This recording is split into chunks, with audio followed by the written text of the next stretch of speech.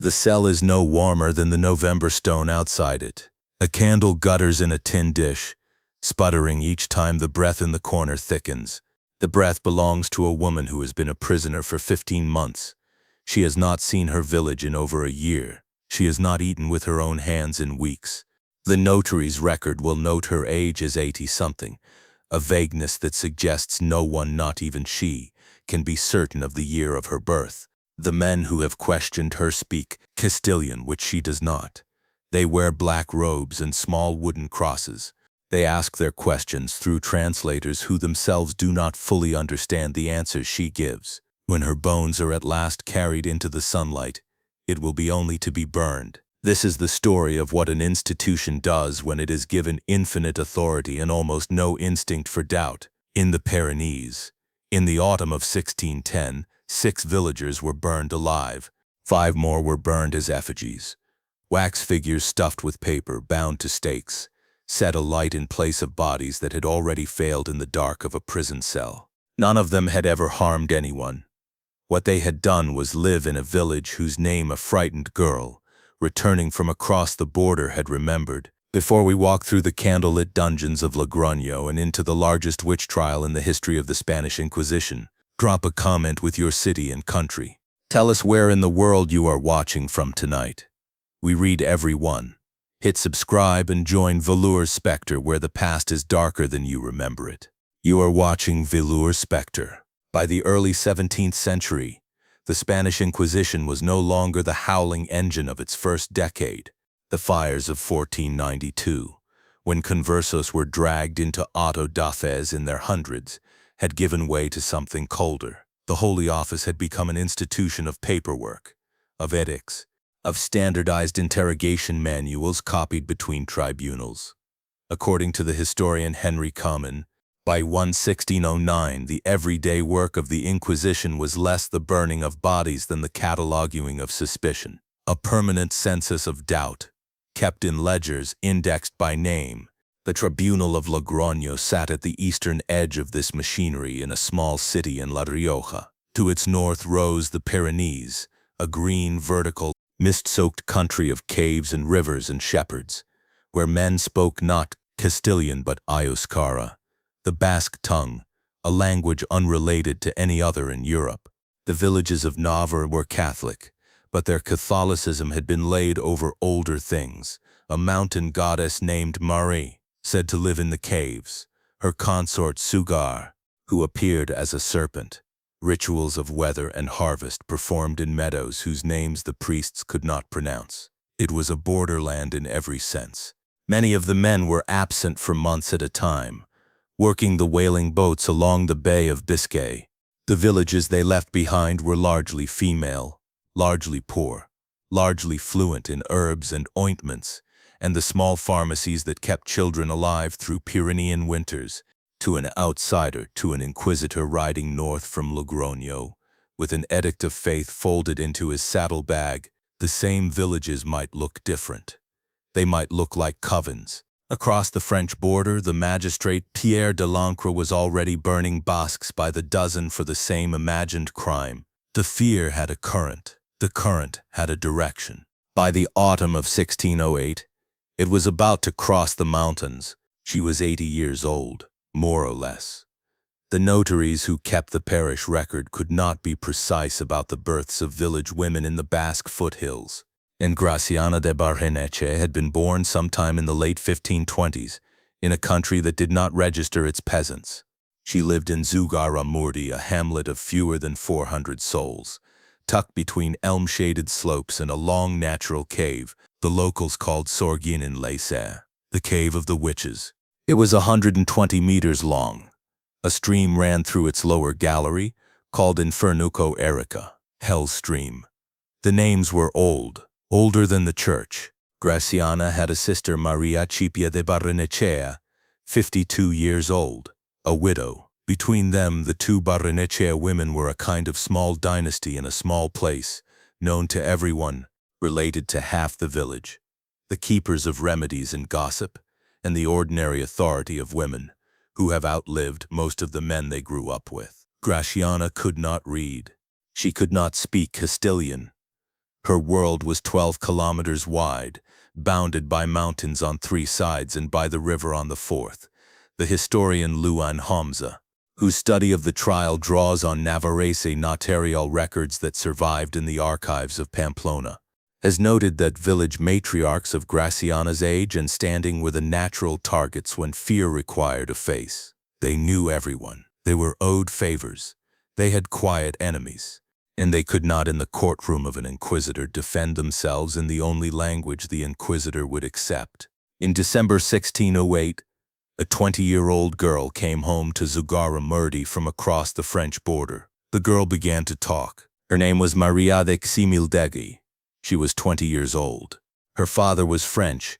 She had been born in Spain but raised partly in Ciboure, a fishing town on the French side of the Pyrenees where she had worked as a servant for nearly 4 years. She had returned. The village understood. For ordinary reasons. She had not. In Ciboure, she said, she had become a witch. For 18 months she had attended Sabbaths, danced for the devil, learned to fly. She had renounced her baptism. Then a priest had absolved her.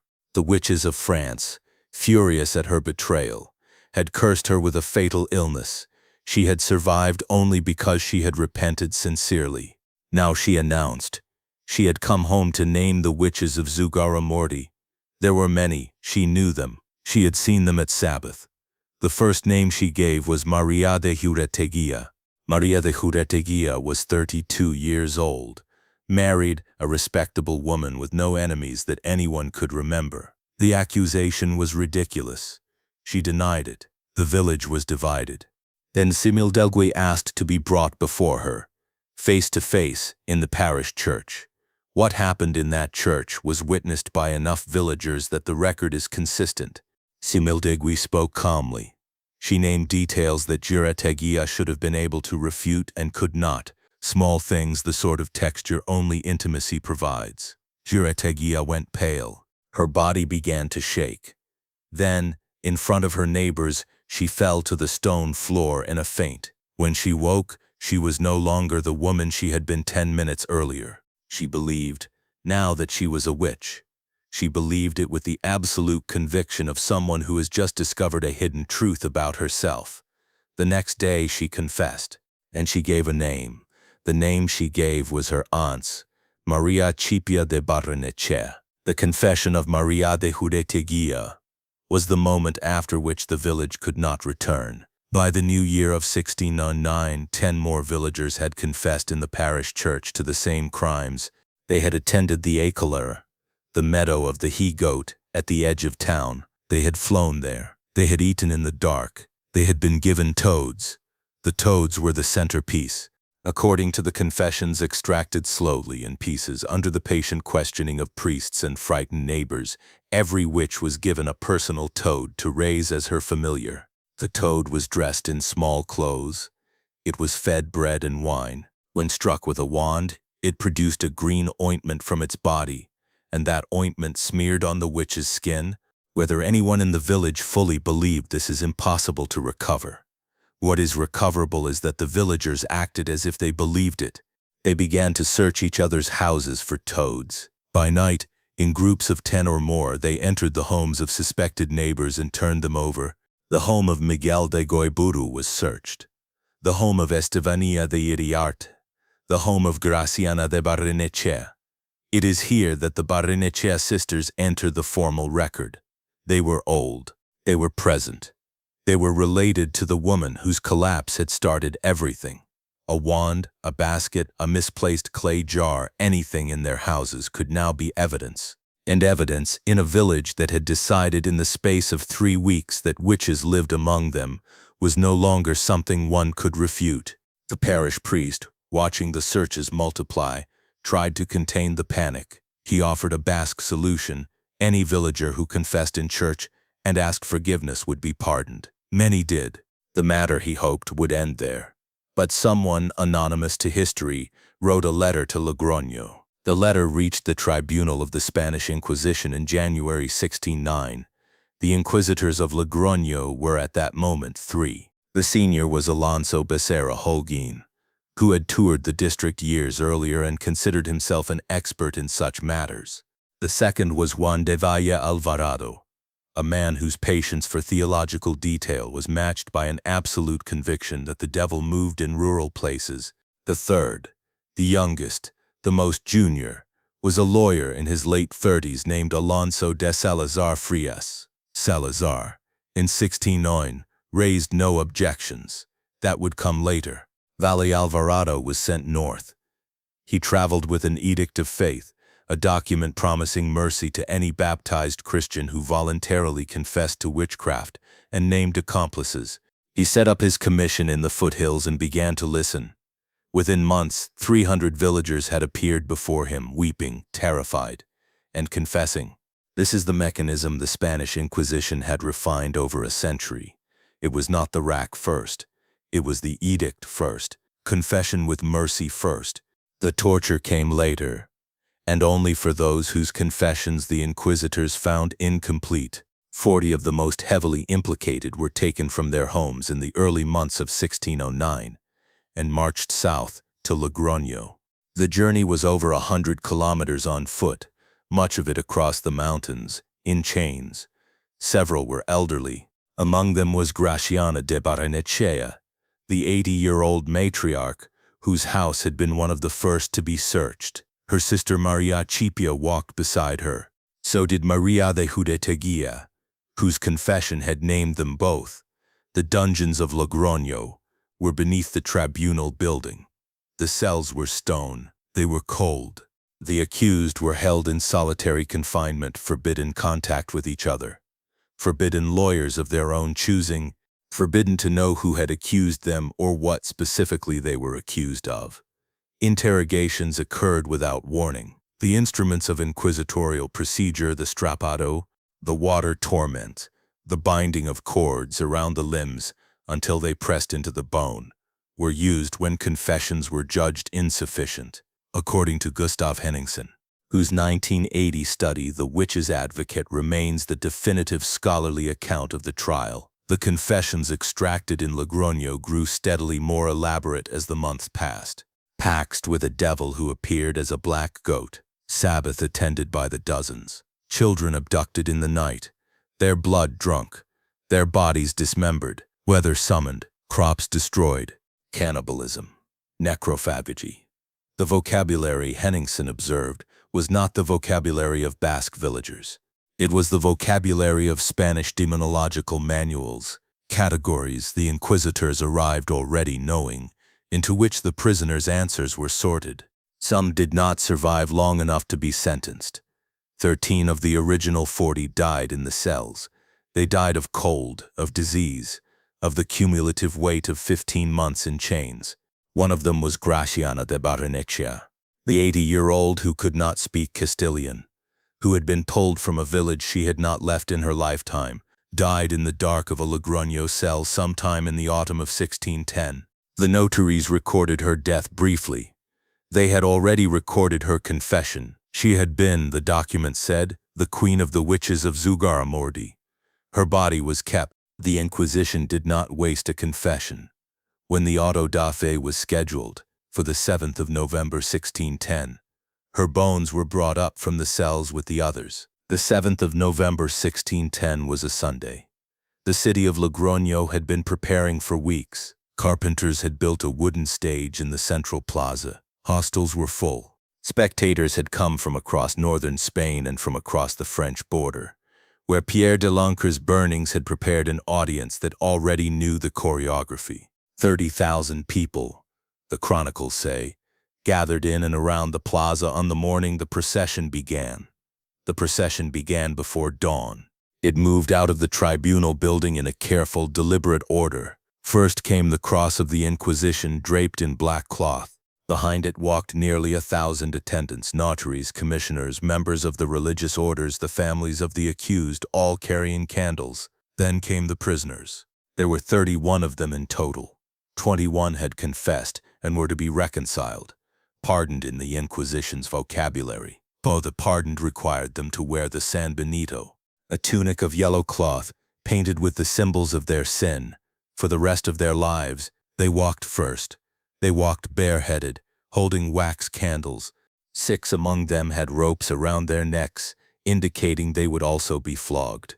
Behind these came the effigies, 5 wax figures, life-sized, dressed in black sanbenitos, carried by attendants. Each effigy was followed by a coffin. The coffins held the bones of the prisoners who had died in the cells before sentencing, bones that, having been confessed before death, were now to be punished.